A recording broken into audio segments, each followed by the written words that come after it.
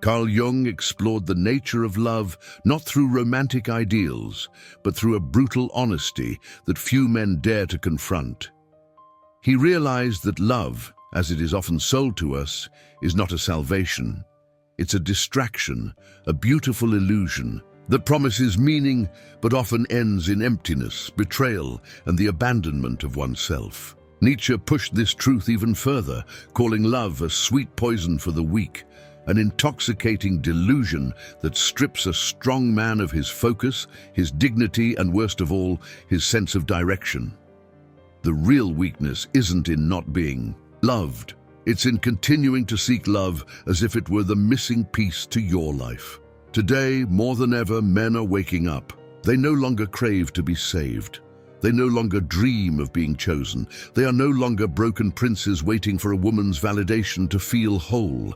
They are seeking something deeper, inner peace, unshakable purpose, emotional sovereignty, and a life that remains intact even if she decides to leave. This message is not for everyone. It's for the man who is tired of begging for love. It's for the man who refuses to keep believing that love means losing himself. It's for the man who is ready to understand why truly strong men have stopped searching for love altogether. Carl Jung believed that when love is born out of need rather than freedom, it doesn't elevate a man, it corrupts him.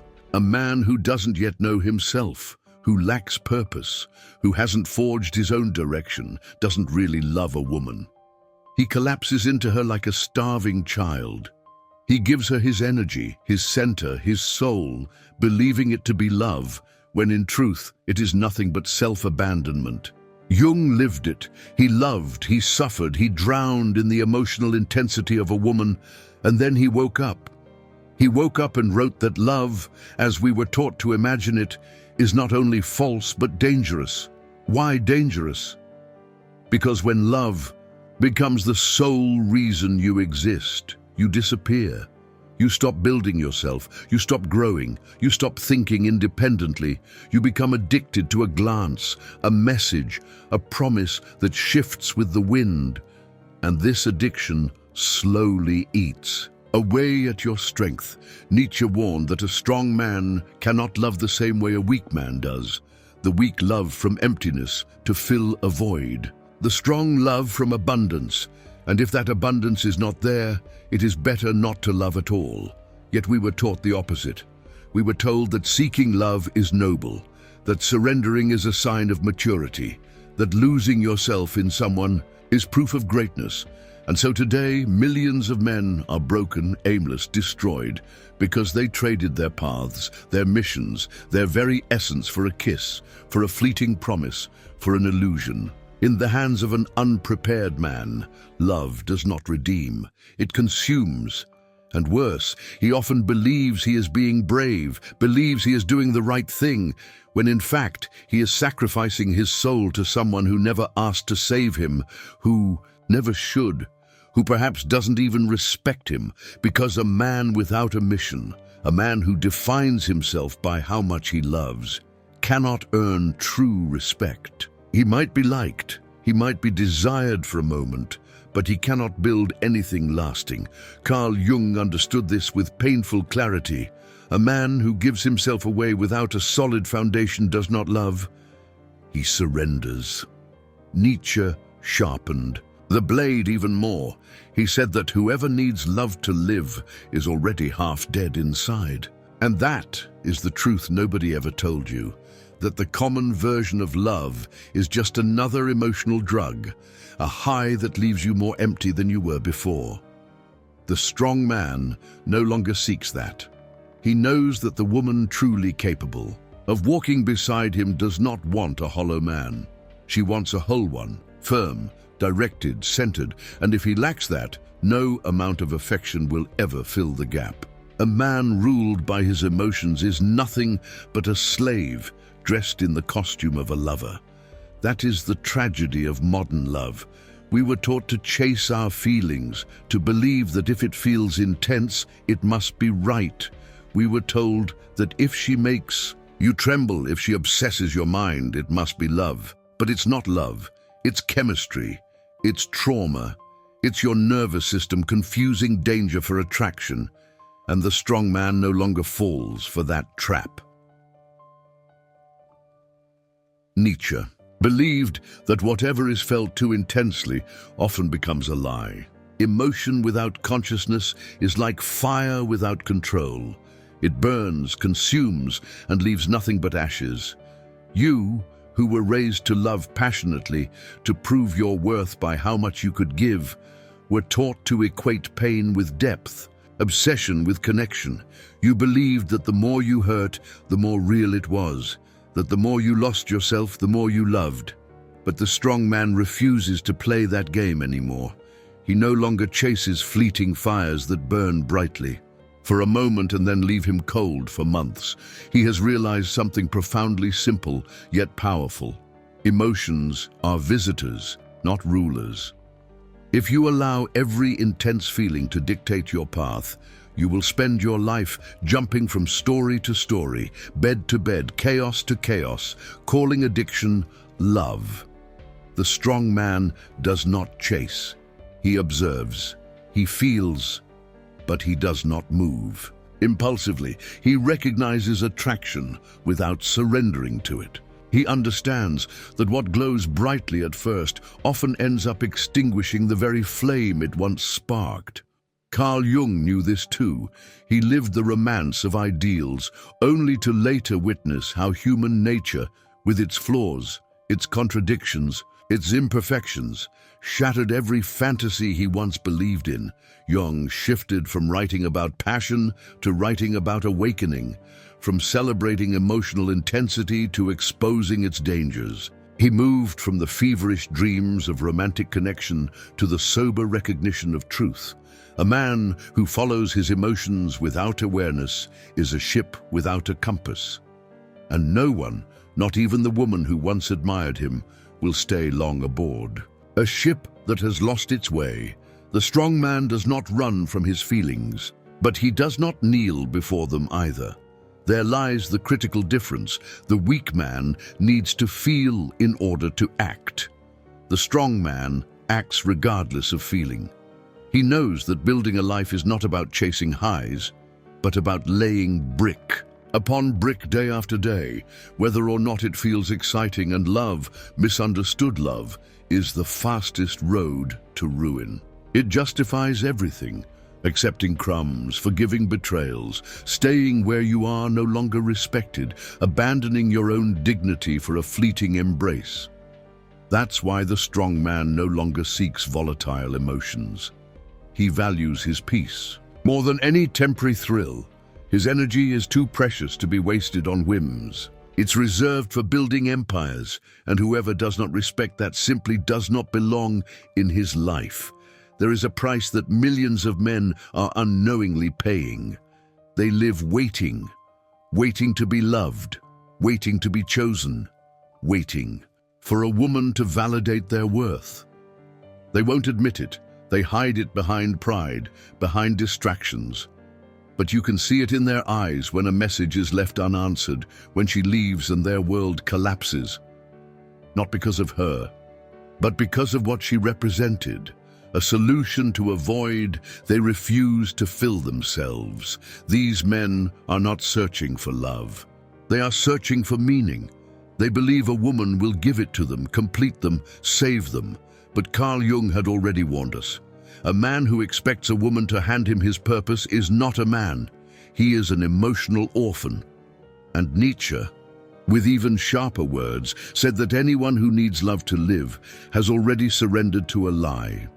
Love can be beautiful, but to live waiting for love to define you, that is a slow death. It makes you fragile. It makes you manipulable. It strips you of your sovereignty. And that's why you see brilliant, talented, strong men defeated by a love story that didn't end the way they imagined, because they had placed everything they were into someone else's hands. And when she left, their very sense of self left with her. You are not broken because she left. You are broken because of what you hoped she would fix inside you. You're not mourning her. You're mourning the savior you projected onto her. And that is the deepest wound. The strong man no longer lives waiting for love because he understands that waiting is just another form of imprisonment. A chain that keeps him stuck, a quiet surrender that erodes his power, his standards, his self-respect. He no longer negotiates his soul for fleeting affection. He no longer trades his silence, his dignity, his nights of peace for the hope of being chosen. Instead, he pays with something greater: discipline, focus, decision. He realized that the love he had been chasing outside needed to be built inside, that it was never a woman's job to save him. It was always his own duty to awaken. And that awakening is brutal. It crushes countless illusions. But in return, it gifts him something far more valuable: the peace of a man who no longer needs anyone to feel complete. This is the new man. This is the man who chooses himself first. Few men loved with the intensity of Carl Jung, and few were as devastated by that love. Jung didn't write from theory. He wrote from the abyss, from the collapse he experienced after giving too much, after losing himself in something he thought would save him. He once painted love in bright colors, celebrated impossible passions, dreamed of eternal devotion, and the world applauded. They celebrated his romanticism, his idealism, his ability to make others dream. But then Jung grew older. He experienced the rawness of real love, the routines, the disillusionments, the daily frictions. He realized that love wasn't what he had once believed. It wasn't always pure. It wasn't always redemptive. It could be fragile, selfish, even destructive. And so he wrote differently. He wrote a truth that few wanted to hear. He revealed that love without a greater purpose, without inner structure, without truth, does not uplift a man. It weakens him, confuses him, traps him. Jung began to dismantle his own earlier myths, to warn others not to fall into the same traps, not to mistake need for love, not to project fantasies onto someone else, not to abandon themselves in the name of romance, because he had lived it. He had seen how even a sincere love can turn into manipulation, into emotional bargaining, into suffocating dependence. He had felt the clash between high ideals and harsh reality, and he understood something few are willing to admit. Love is not enough if a man has no center. If a man has no mission, no solid identity, no deeper foundation beyond the relationship, love alone will not save him. When the initial fire fades, when routine sets in, when challenges arise, and they always do, only a man who stands on his own 2 feet will endure. Carl Jung realized that without a mission, without inner truth, love becomes just another mask.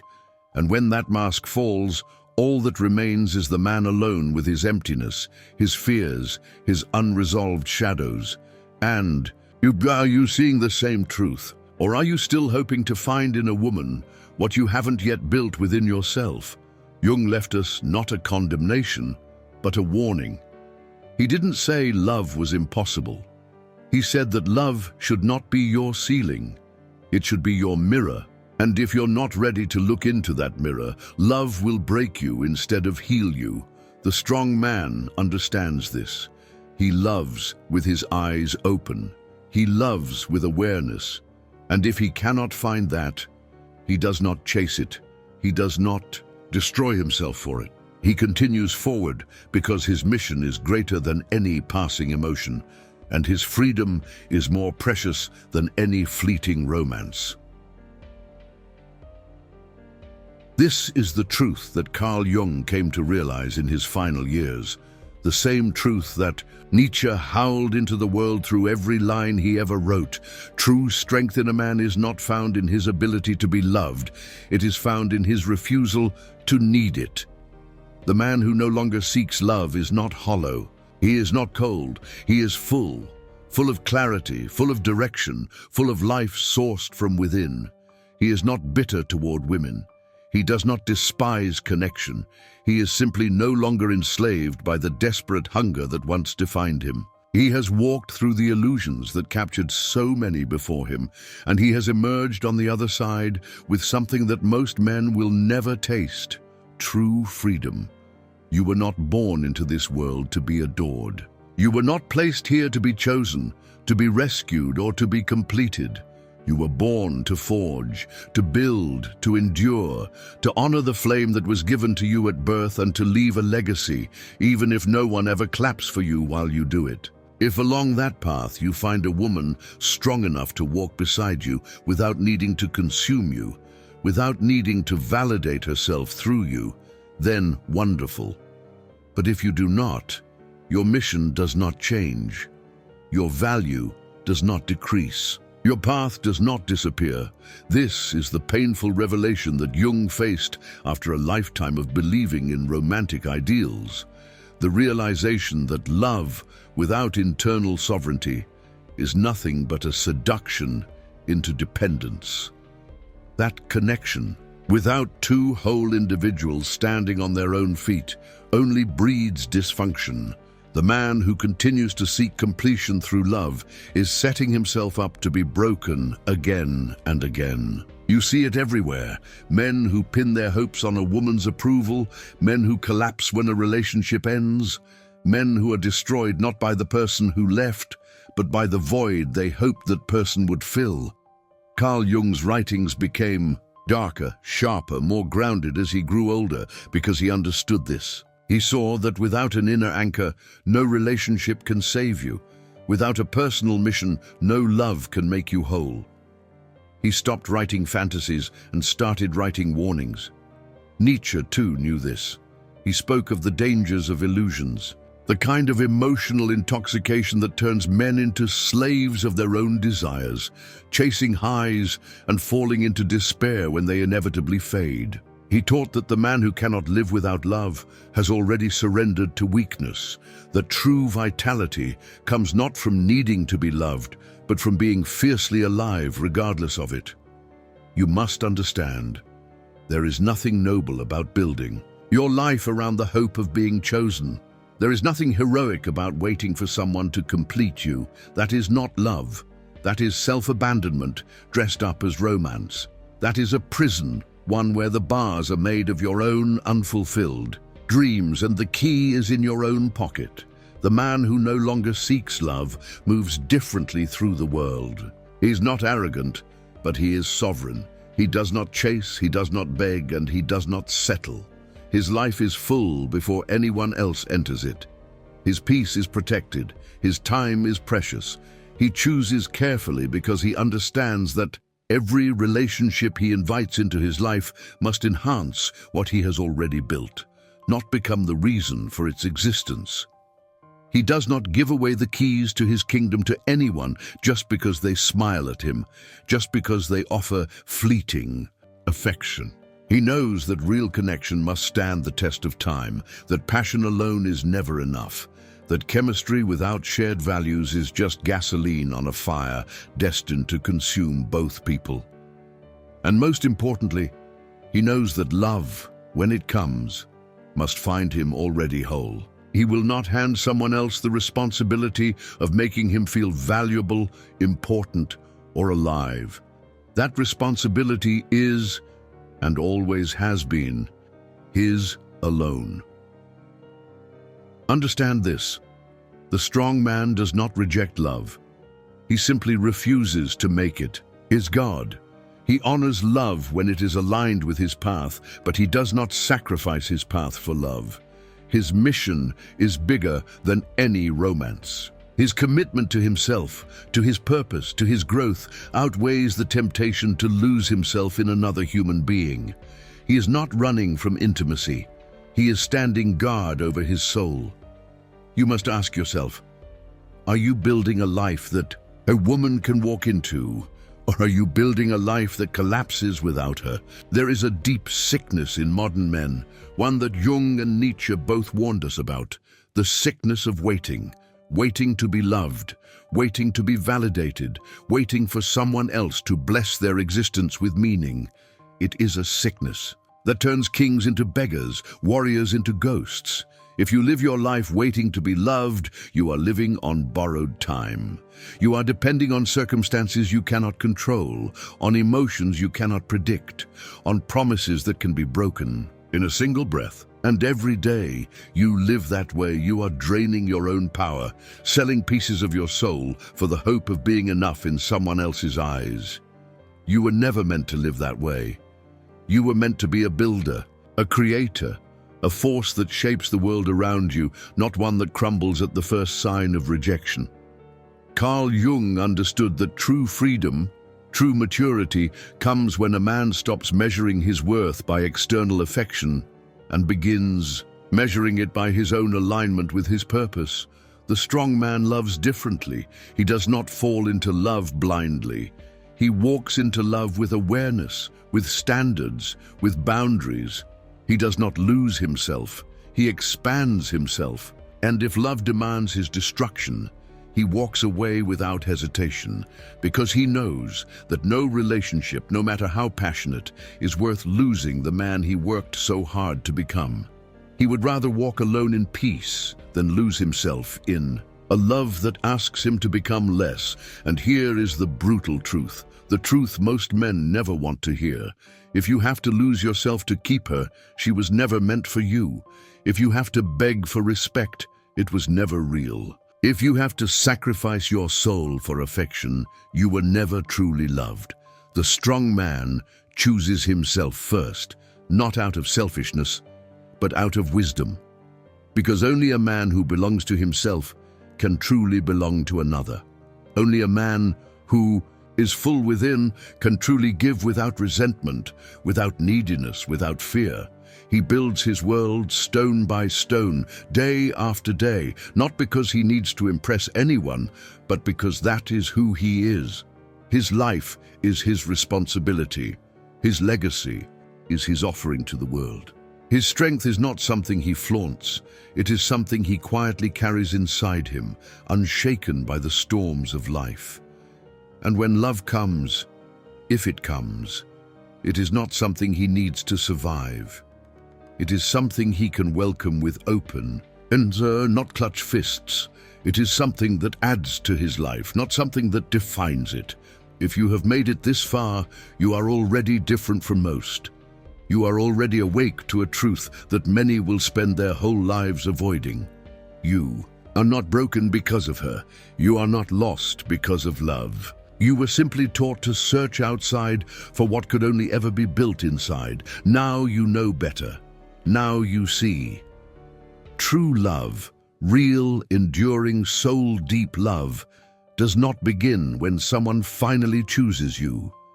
It begins when you have already chosen yourself, when your cup is full, when your heart is strong, when your mission is unstoppable, and everything that comes after that is no longer a necessity. It is a bonus, a blessing, a beautiful, voluntary sharing between two sovereign souls, not a desperate clinging between two broken halves.